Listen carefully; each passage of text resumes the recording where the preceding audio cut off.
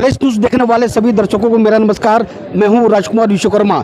इस समय हम चेंबूर तालुका में हैं, जहां पर देख सकते हैं महाराष्ट्र के कांग्रेस के एक बड़ा नेता पूर्व मुंबई अध्यक्ष एकनाथ गायकवाड़ जी और इस कार्यक्रम के आयोजक और इसी तालुका के स्लम सेल के अध्यक्ष नीलेश नांचे जी भी है। यहाँ पर देख सकते हैं वर्षाताई गायकवाड़ जो महाराष्ट्र की शिक्षा मंत्री है, उनके जन्मदिन के उपलक्ष्य में आज यहाँ पर मेडिकल शिविर रखा गया है। मेरे साथ में एकनाथ जी है।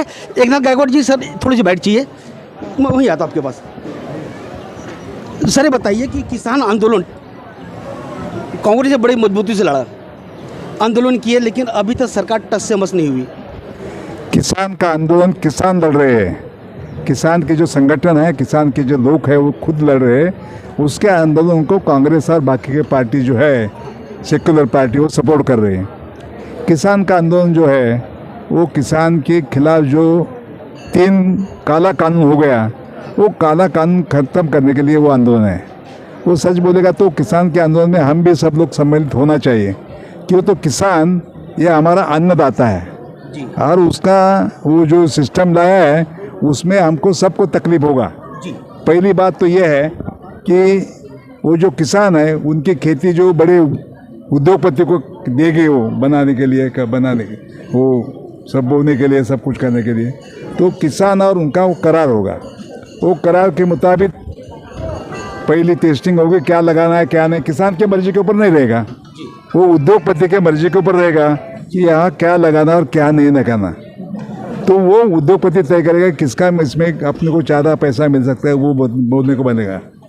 वो किसान को उसका बीज भी वो देगा, उसका खाद भी वो देगा, उसकी दवा भी वो देगा, और उसकी कोई यंत्रणा चाहिए वो भी, जो टेक्निकली यंत्रणा है वो भी कौन देगा, उद्योगपति देगा। तो दोनों में करार होगा। ना वो किसान करार बंद कर सकता है, ना उद्योगपति करार बंद कर सकते हैं। दोनों का मर्जी होगा तो करार बंद होता है। अभी होने के बाद क्या होगा, समझो कहाँ मकई लगाई है, वो किसान चाहा कि ये मकई का 2 भुट्टा लेके हमारे बच्चे लोगों को देंगे, वो दे नहीं सकता है। वो उद्योगपति के मर्जी से वो चलेगा। किसी मेहमान आया तो अपन क्या करते हैं, 2 भुट्टे निकालते हैं, उसको खाने को देते हैं। अभी नहीं दे सकते क्योंकि उसके मर्जी से चलेगा। गायकवाड़ साहब, सरकार टस से मस नहीं हो रही है, ठीक है। दूसरी बात जो है कि पीडीएफ शिक्षण सिस्टम अपने देश में है। जो गरीब लोग हैं उनको रेशन कार्ड के ऊपर अनाज मिलता है। पीडीएफ सिस्टम बंद हो जाएगा क्योंकि तो सब जो माल है वो उद्योगपति के गोडाउन में जाएगा। अभी का सिस्टम में ऐसा है कि अनाज कोई हद तक ही आप जमा कर सकते, जमाखोरी नहीं कर सकते, उसके ऊपर कानूनी कार्रवाई होती है, गवर्नमेंट उसको लेता है।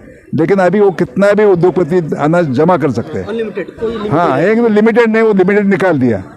तो पहला जो कानून था कि भाई इसेंशियल कम्युनिटी है, जो जीवन आवश्यक वस्तु है, उसको एक कानून था कि भाई इतना ही आप रख सकते, उससे ज़्यादा नहीं रख सकते। अभी अनलिमिटेड वो रख सकता है। अभी गवर्नमेंट को कुछ अनाज मिलेगा नहीं। तो ये जो सिस्टम है पीडीएफ शिक्षण सिस्टम, जो ये रेशन कार्ड की, वो रेशन कार्ड बंद हो जाएगा। जो हमारे कांग्रेस जब गवर्नमेंट थी तो सोनिया गांधी ने आग्रह करके राष्ट्रीय अन्न सुरक्षा कानून किया, जिसके तहत गरीब आदमी को 3 रुपये किलो चावल मिलेगा, 2 रुपये किलो गेहूँ मिलेगा और 1 रुपये किलो बाकी का जो अनाज है, समझो ज्वार, बाजरी या मकई मिलेगा। वो अभी सिस्टम बंद हो जाएगा, किसी को कुछ मिलेगा नहीं, गवर्नमेंट के पास अनाज रहेगा नहीं। अनाज तो पूरा उद्योगपति के पास रहेगा। और वो क्या करेगा, बाद में उसका कभी बेचना है और कैसे बेचना है वो तय करेगा। किसान को भी लेना है तो उधर से लेना पड़ेगा, उसके घर में कुछ नहीं रहेगा। इसका मतलब जो ग्राहक है मुंबई में हम लोग सब बैठे हुए वो, और किसान भी उद्योगपति के ऊपर निर्भर होगा। और उद्योगपति 20 रुपये किलो से अनाज लेगा और 600 रुपये किलो से बेचेगा, उसका मर्जी है, जैसा वो चाहे। तो क्यों तो दुकाना से ज़्यादा बेचेगा तो ही उसको ऊपर कानून रहेगा। समझो 30 रुपये किलो अभी अनाज है, तो वो 30 रुपये किलो 60 और 60 दूसरा 30, तो 90 रुपये वो बेच सकता है। तो ये सिस्टम में गरीब आदमी मारा जाएगा। जो 82 करोड़ लोग ये तुम्हारे रेशन कार्ड के ऊपर है, उसको कुछ नहीं मिलेगा रेशन कार्ड के ऊपर। जो लोग दुकान चलाते हैं, किसान के लिए अनाज बीज देते हैं, कोई दवा देते हैं, कोई खाद देते हैं, वो सब दुकान बंद हो जाएगी। क्योंकि तो उद्योगपति है, डायरेक्ट कंपनी से लेगा तो उसको सस्ता पड़ेगा, वो डायरेक्ट कंपनी से लेगा, वो काय को दुकान में जाएगा। तो इससे क्या होगा, गरीब आदमी जो 82 करोड़ है उसको अनाज नहीं मिलेगा। पीडीएफ सिस्टम बंद हो गया, अनाज कार्ड रेशन कार्ड बंद हो जाएगा। और उसके साथ ये जो दुकानें छोटी छोटी है जो खेती के ऊपर चलते हैं वो दुकान भी बंद हो जाएगी, वो सीधा उद्योगपति करेगा और पूरा हाथ उद्योगपति है। किसान अगर चाहे उसको कुछ शादी है लड़की की कुछ है वो कर्जा निकालने को जाएगा तो उस खेती उसके हाथ में नहीं, खेती का तो करार हो गया है तो उसको बैंक कोई कर्जा देगा नहीं या कोई मारवाड़ी भी कर्जा नहीं देगा। तो उसको कर्जा कहाँ से निकालना पड़ेगा? जो उद्योगपति को उसने करार किया है उससे वो करार से पैसा लेगा और आस्ते आस्ते पैसा बढ़ाते बढ़ाते वो ज़मीन उसका खरीद लेगा और किसान जो मजदूर है वो मजदूर से भी निकाला जाएगा। मजदूर रखना नहीं रखना वो उद्योगपति के ऊपर सब है। तो ये काम होगा तो इससे क्या होगा? पूरा किसान खत्म हो जाएगा, ज़मीन उसकी वो लेगा उद्योगपति और उसके साथ जो गरीब आदमी को अपन जो अनाज देते हैं 3 रुपए किलो 2 रुपए किलो 1 रुपए किलो, वो गरीब 82 करोड़ रुपए है उसको अनाज नहीं मिलेगा, उसको बाजार में से अनाज खरीदना पड़ेगा। तो ये काला कानून है जिससे पूरा देश को उसका सदमा पहुंचने वाला है। लोगों को अभी नहीं मालूम, जब कानून चालू होगा तभी लोगों को मालूम होगा कि हमको अनाज कहाँ से मिलेगा, क्या करेगा। और वो ये दुकान जो छोटे छोटे डाले हैं ना वो दुकान से वो अनाज नहीं बेचेगा, वो व्यापारी खुद की दुकान लगाएगा। जैसे उद्योगपति खुद की दुकान है। बड़ी अच्छे कम शब्दों में आपने विचार रखे और राय रखी है। जाहिर तौर पर इसे स्पष्ट होता है कि ये जो कृषि कानून है किसानों के हित में किसी लिए भी नहीं है, किसान के हित में नहीं, ग्राहक के हित में नहीं। मैं तो बोलता ये कानून गवर्नमेंट ने नहीं बनाया, गवर्नमेंट ने कानूनी तरह से बनाया है लेकिन ये कानून तैयार करने का काम वो उद्योगपति ने किया है। सर चलते हैं उद्योगपति को जैसा चाहे वैसा कानून बन गया। गायकवाड़ साहब चलते हैं। अभी आजकल देख रहे हैं भारतीय जनता पार्टी विपक्ष के लोग काफ़ी आक्रामक हो गए हैं बिजली वृद्धि को लेकर। पूरे मुंबई शहर में आपने परसों ने देखा होगा कि जैसे कि ऊर्जा मंत्री नितिन राउत जी ने कहा था कि 100 यूनिट हम माफ़ करेंगे लॉकडाउन के बाद, लेकिन आखिरकार अभी तक फैसला नहीं हुआ। बीजेपी एकदम आक्रामक हो चुकी है, खासकर जितने भी विपक्षी दल हैं सब आक्रामक हो चुके हैं और सरकार ठाकरे सरकार के खिलाफ तरह तरह की नारेबाजी कर रहे हैं। बीजेपी की दोहरी चाल चल रही है। एक बाजू जैसे एजुकेशन में 11वीं का जो प्रवेश था वो बंद कराया बीजेपी ने और दूसरे बाजू ऑफिसर को जाके घेराव डालते कि क्यों 11वीं के लोगों को स्कूल में नहीं लेते, क्यों प्रवेश नहीं करते। ये दोनों बाजू से वैसा इसमें भी है। ये बिजली में जो बीजेपी का गवर्नमेंट था तभी जिस तरह से उसको जो बाकी था बैलेंस था लोगों से जमा किया है नहीं, करोड़ रुपए का है, वो बैलेंस कौन पूरा करेगा, कैसा पूरा करेगा। उनके राज में अपन देखा है कि बिजली जो है अभी पूरी गवर्नमेंट के हाथ में रही नहीं, तो प्राइवेटाइजेशन हो गया और 3 हिस्से में वो बांट गई है और 3 हिस्से बांट के ऊपर उसके ऊपर कर्जा हो रहा है, उसका पैसा वो नहीं जमा किया तो उसका जिम्मेदार वो है। वो क्यों नहीं उनके राज में पैसा जमा करके दिया?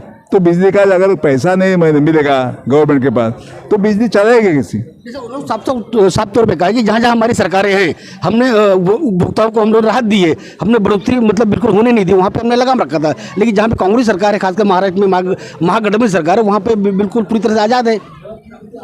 उसमें सर ऐसा है कि उनकी सरकार है, उनके सरकार से जो टैक्स जाता है सेंट्रल गवर्नमेंट को वो महाराष्ट्र से कम जाता है। सबसे ज़्यादा टैक्स मुंबई से आता है, तो वहाँ जो उनके टैक्स जाता है उधर से समझो 130 करोड़ गया या 2000 करोड़ गया तो भी उसको 3000 करोड़ सेंट्रल गवर्नमेंट से मिलता है। हमारे यहाँ से 3000 करोड़ दिया तो भी 1000 करोड़ हमको मिलेगा।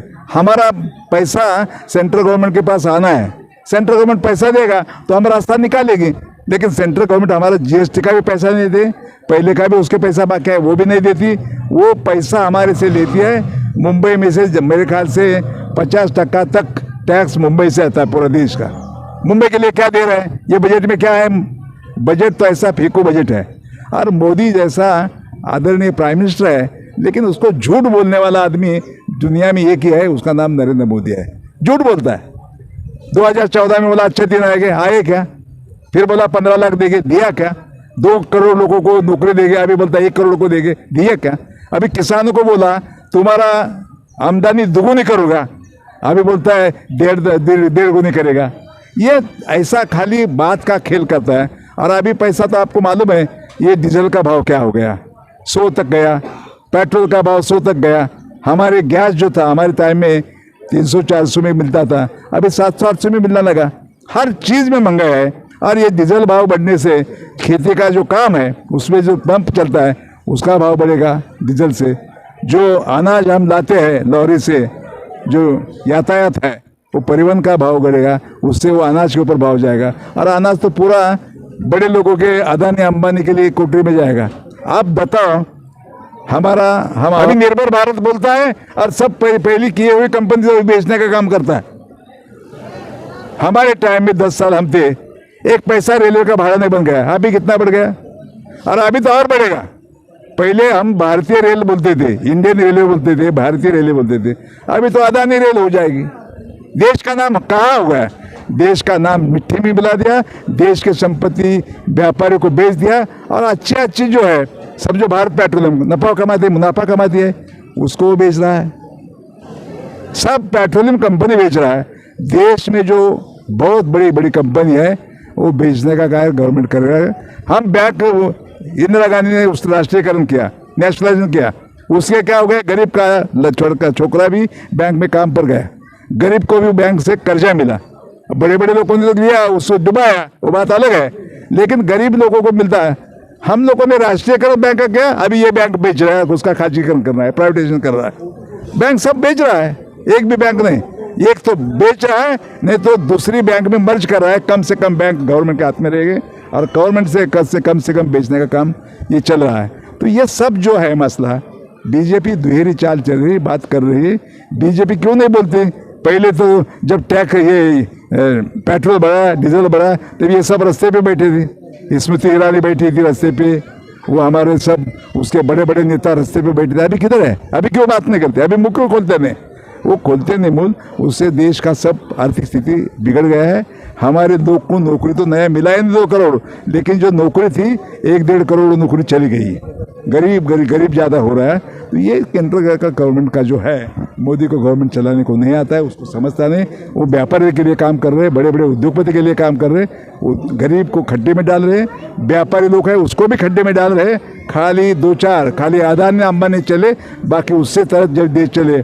कल मंत्रिमंडल में भेज दो, इतना करेगा तो बहुत हो गया, देश सुखी हो जाएगा, ऐसा मेरा कहना है। ज़्यादा आखिरी सवाल, लोगों की अपेक्षा है गायकवाड़ साहब की, वर्षा गायकवाड़, लॉकडाउन के बाद जो परिस्थिति बदली, लोगों जो अभिभावक थे जो नौकरी करते थे, कई लोगों का काम छूट गए, कई लोगों की नौकरियाँ चले गई, लोग स्कूल की जो फीस है, कॉन्वेंट स्कूल की फीस भरने को अभी भी असमर्थ हैं। तो वर्षा गायकवाड़ से लोगों की अपेक्षा है कि कम से कम स्कूल की फीस में कुछ राहत दे सके।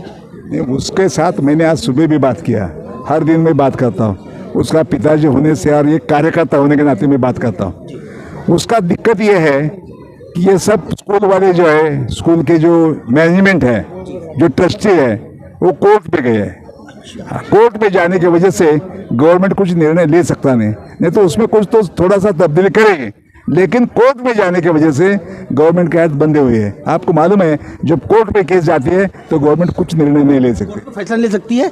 नीलेश नालचे सर, एक आखिरी सवाल आप लोगों नीलेश जी के बारे में। नीलेश नालचे जी, मैं देख रहा हूँ काफ़ी दिनों से आप सक्रिय हैं इस चांदीवली तालुका के अंदर। आज का क्या कार्यक्रम था, मतलब किस तरह का, जो वर्षा गायकवाड़ का जन्मदिन बड़े ही पैमाने उत्साह में मना रहे हैं आप? चेंबूर तालुका बोलते हैं, चांदुला। देखो सर, क्या है, कांग्रेस का एक उपक्रम है कि घर घर तक पहुंचो। गायकवाड़ साहब ने हमें बोला है कि जितना होता है जन सपोर्ट बढ़ाओ।